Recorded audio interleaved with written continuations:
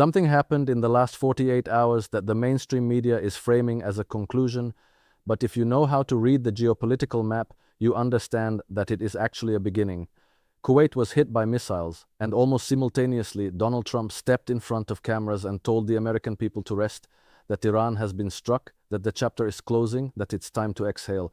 And I want you to sit with that for just a moment, because when powerful men tell entire nations to rest, that is precisely when the most consequential moves are being made off the board that you can see. This is not a moment of resolution, this is a moment of repositioning, and the difference between those two things will determine the shape of the Middle East, the future of the dollar, and the trajectory of American power for the next decade. What you are watching on your screen, the fires, the statements, the diplomatic flurries, is the surface. Underneath it, there is a deeper architecture being constructed or destroyed. And today, we are going to walk through it together, layer by layer. Hold on to one critical realization I am going to plant right now. The reason Trump said rest is not because the storm is over. It is because the next phase requires American public opinion to be sedated. I will fully unpack what that means in the final section of this video. And when I do, you will see the entire picture in a way that no cable news anchor will ever show you.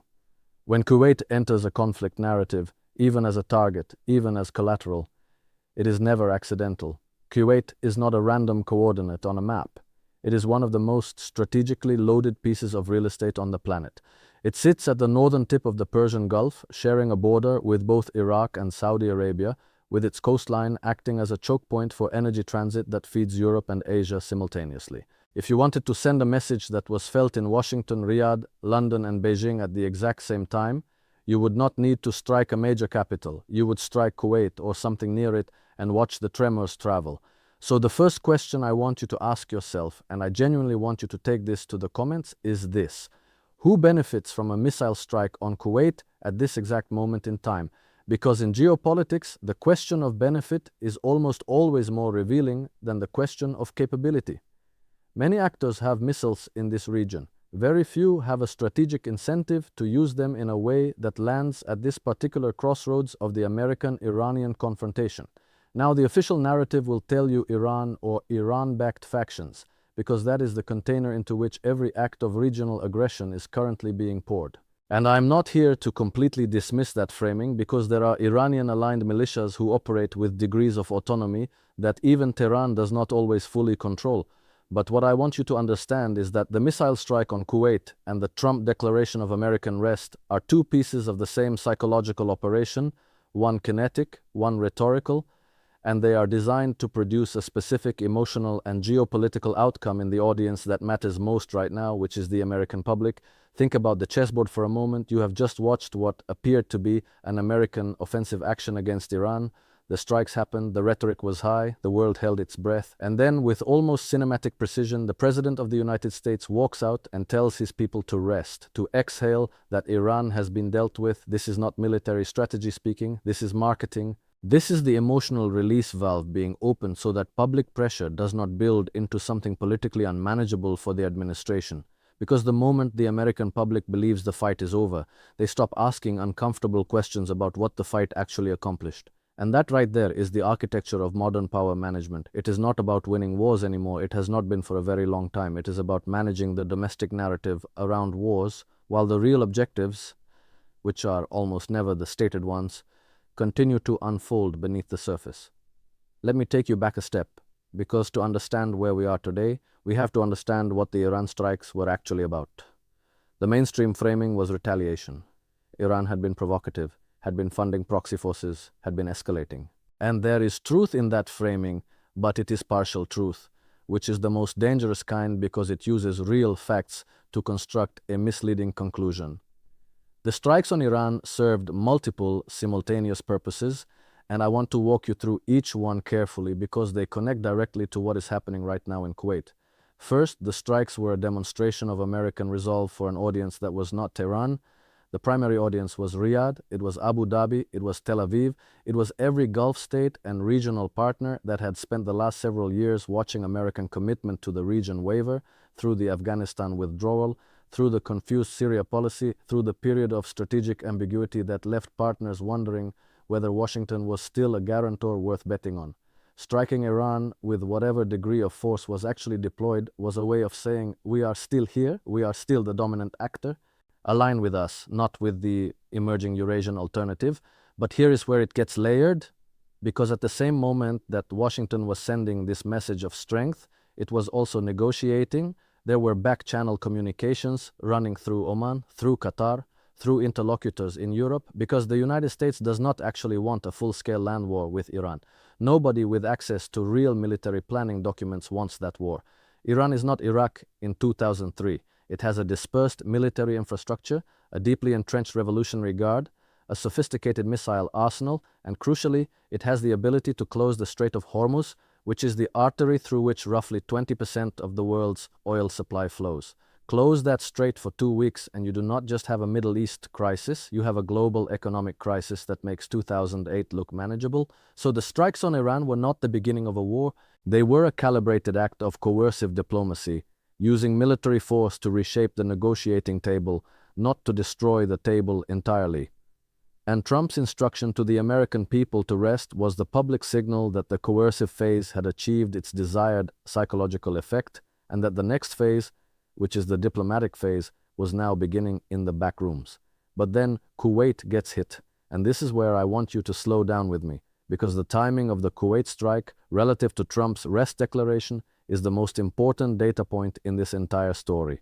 When a de-escalation signal is sent at the highest level of the American government and almost simultaneously a missile lands in or near Kuwait, one of two things is happening. Either there is a rogue actor who is deliberately trying to prevent de-escalation and who benefits from keeping this conflict hot, or the Kuwait strike is itself part of the negotiation, a message sent by a party that was not included in the back-channel arrangement and wants to announce its presence at the table. I want to ask you directly, those of you who have been following this region for years, does the timing feel coincidental to you? Because in my experience of studying how power operates in this part of the world, the correlation between an American de-escalation signal and a proximate missile strike is never accidental.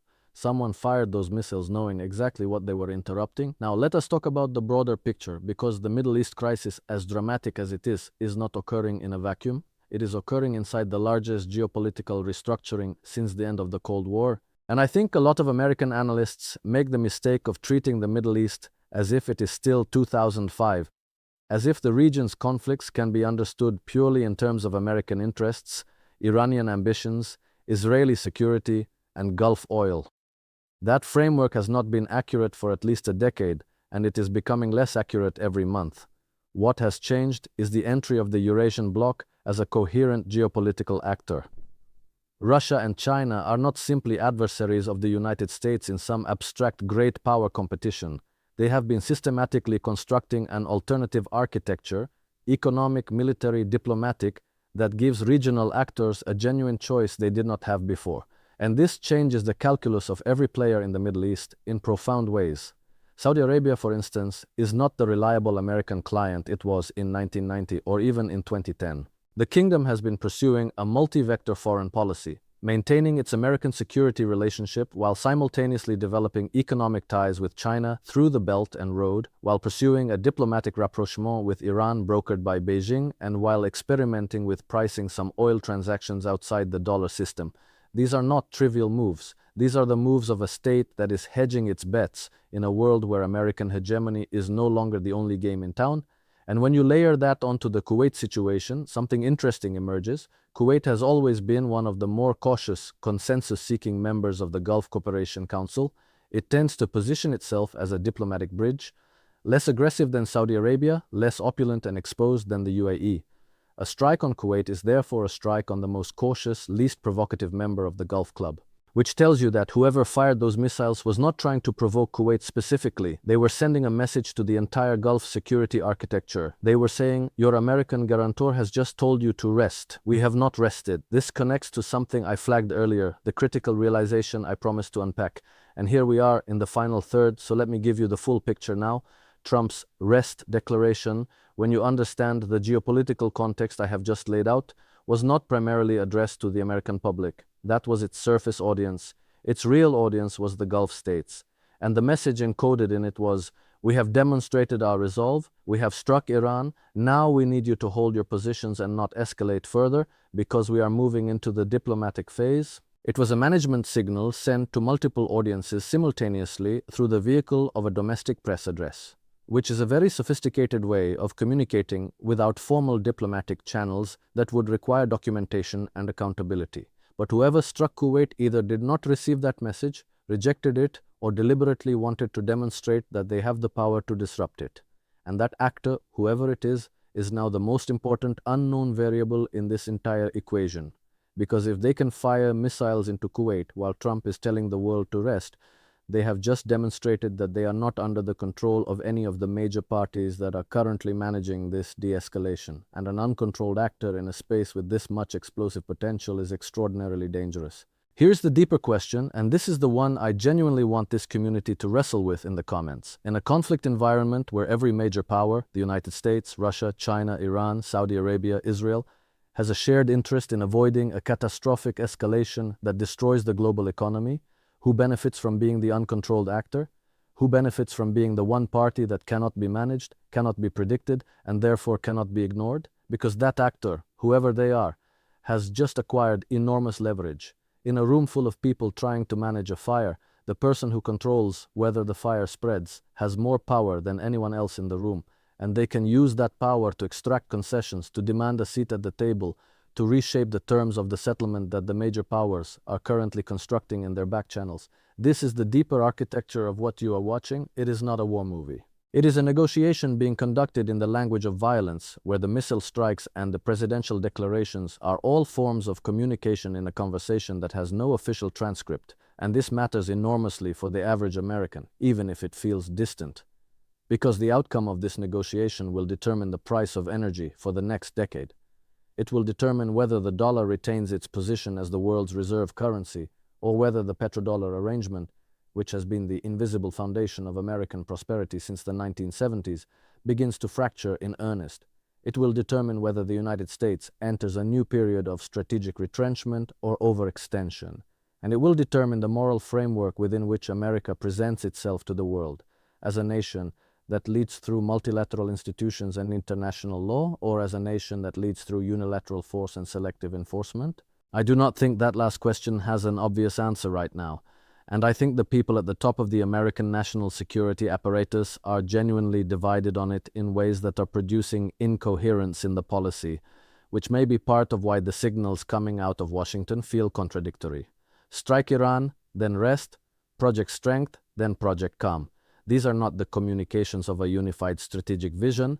They are the outputs of a bureaucratic and political system that has multiple competing factions, each pulling the policy in different directions. And in that environment of American internal incoherence, the other major powers are moving with clarity and purpose. That asymmetry, American ambiguity versus Eurasian strategic clarity, is the most underreported story of this entire crisis. And it will outlast the missile strikes, the declarations, and whatever diplomatic settlement eventually emerges from the back channels. So when you watch the coverage tonight, and you will watch it because this story is not going away, I want you to carry 3 questions with you. Who benefits from the Kuwait strike at this precise moment? Who is the uncontrolled actor, and what are they trying to extract from the situation? And is the American rest declaration a sign of strategic confidence or a sign of strategic fatigue? Because the answer to that third question will tell you more about the next decade of American power than almost anything else you can look at. The board is not settled, the pieces are still moving, and the most important moves are happening in the spaces between the headlines. Stay awake, stay analytical, and share this with someone who still believes that what they see on cable news is the whole story. It never is. It never was.